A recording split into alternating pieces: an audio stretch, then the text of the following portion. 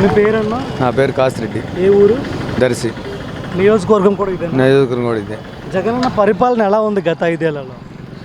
ఇదివరకు పోల్చుకుంటే ఇప్పుడే బెస్ట్. సచివాలయం వ్యవస్థ కానీ, సచివాలయం ద్వారా ఆధార్ కార్డు కానీ, రేషన్ కార్డు కానీ మార్చుకోవడానికి కానీ ఈజీగా ఉంది.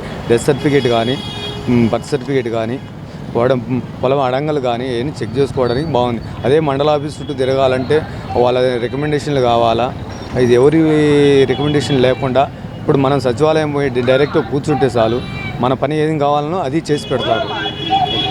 దర్శి నియోజకవర్గం నుంచి ఎన్నికల్లో వైఎస్ఆర్ కాంగ్రెస్ పార్టీ తరపు నుంచి బూచేపల్లి గారు పోటీ చేస్తున్నారు. టీడీపీ నుంచి లక్ష్మీ గారు ఉన్నారు. వీళ్ళిద్దరిలో ఎవరి గెలుపుకి ఎక్కువ అవకాశం ఉంది?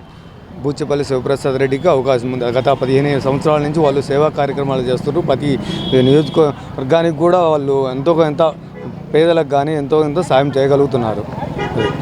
ఇంకో మాట కూడా వినిపిస్తుంది నియోజకవర్గంలో ప్రధానంగా బూచేపల్లి గారు తన సొంత నిధులతో చారిటబుల్ ట్రస్ట్ నడిపిస్తున్నారని, పేదలకు ఆర్థిక సహాయం కూడా చేస్తారని. ఎంతవరకు నిజం అది? వాస్తవం. ప్రజలకు వాస్తవంగా ఆయన బాగలేని వాళ్ళకి కానీ, పేదలు ఉన్న 10 మంది పోయి కలిసి వాళ్ళకి పలానా మా సమస్య అని చెప్పుకుంటే ఆయన అధికారంలో లేకపోయినా కానీ సాయం చేశాడు. గతంలో ఆయన ఎమ్మెల్యే కూడా ఇక్కడ చేశారు. అప్పుడు ఎలా ఉంది ఇక్కడ అభివృద్ధి? అప్పుడు తక్కువలే. అప్పుడు ఉన్న పరిస్థితులు వేరు, ఇప్పుడున్న పరిస్థితులు వేరు. గత జగనన్న ప్రభుత్వంలోనే ఒక పేదలకు మాత్రం అన్ని లబ్ధి పొందింది. ఆరోగ్యశ్రీ కానీ, దాన్ని పెంచడం కానీ, అన్ని పింఛన్లు కానీ, డైరెక్ట్ ఇంటికి తెచ్చేయడం, రేషన్ బియ్యం కానీ ఇవన్నీ ఇంటికి చేరడం బాగుంది.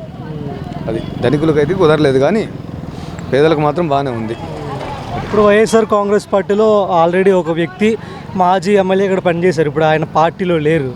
సో ఆయన ఇప్పుడు సపరేట్గా ఇక్కడ పోటీ చేస్తే దాచేపల్లి గారికి ఏదైనా ప్రాబ్లం అవుతుందంటారు? ఓటమి పాలయ్యే అవకాశం ఏమైనా ఉంటుందా? అంతేముండదండి. ఆయన మారినాడని ఓటర్ ఎవరు మారగా, రాజకీయ నాయకులు ఈ దాంట్లో కాకపోతే టికెట్ ఇవ్వకపోతే ఇంకో దాంట్లో పోతారు, ఇంకో దాంట్లో పోతే ఇంకో దాంట్లో. నాకు లబ్ధి పొందిన నేను ఎందుకు మారుతా? అంతే. అంటే బూచేపల్లి గారి ఇమేజ్ ఇక్కడ ఆయన గెలిపిస్తుంది. అంతే. ఇవన్నీ కాదు, ఎవరు పెట్టినా కానీ పైన చూసేది జగనన్నను, అంతేగాని అభ్యర్థిని ఎవరు లెక్కేసుకోరు.